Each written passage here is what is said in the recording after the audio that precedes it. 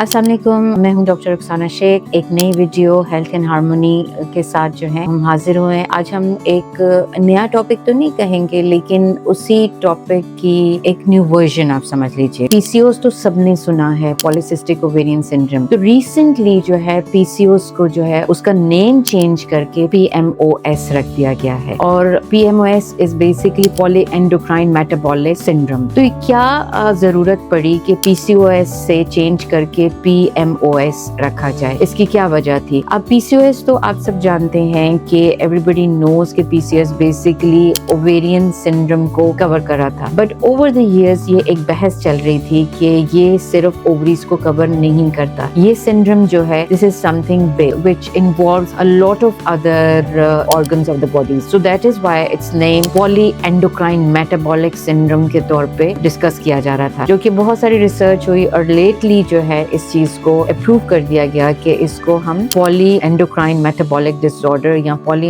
Endocrine metabolic syndrome कहा जाए। और उसकी रीजन क्या थी? जैसे मैंने कहा कि पीसीओएस में ओवरीज लगता है कि सिर्फ ओवरीज इन्वॉल्व है, जबकि इसमें बहुत सारे ऑर्गन्स इन्वॉल्व हैं। जैसे this is a pre diabetic condition as well, ये आपके हार्ट को भी इफेक्ट करता है, लिवर को भी इफेक्ट कर रहा होता है। सो मल्टीपल ऑर्गन्स जो है इन्वॉल्व हो रहे होते हैं इसके अंदर, तो इसलिए इसका जो है नाम पीएमओएस जो है वो रख दिया गया है। अब पीएमएस में क्या होता है? बेसिकली तो वही चीज है, लेकिन इसमें वो जरूरी नहीं होता कि जो पहले एक साइन हमें चाहिए होता था कि ओवरीज के अंदर एग्स, जब मल्टीपल एग्स बन रहे हो, जब मल्टीपल फॉलिकल्स, जो वो एक पिक्चर देते थे पॉलीसिस्टिक ओवरी की, उसका होना इतना जरूरी नहीं है। बाकी सारे सिम्टम्स, अगर उनमें से कोई भी सिम्टम्स हो तो हम पीसीओएस की तरफ जो है उसको लेबल कर सकते हैं। So what are the other symptoms जो कि हम बात कर सकते हैं? तो basically there are 3 main symptoms जो कि पीसीओएस में भी कवर करते थे और इसमें भी। तो एक तो ये है कि जो डिफरेंट मेटाबॉलिक डिसऑर्डर्स है, यानी कि डिफरेंट एंडोक्राइन उनको भी इफेक्ट कर रहा है, और वो क्या होता है कि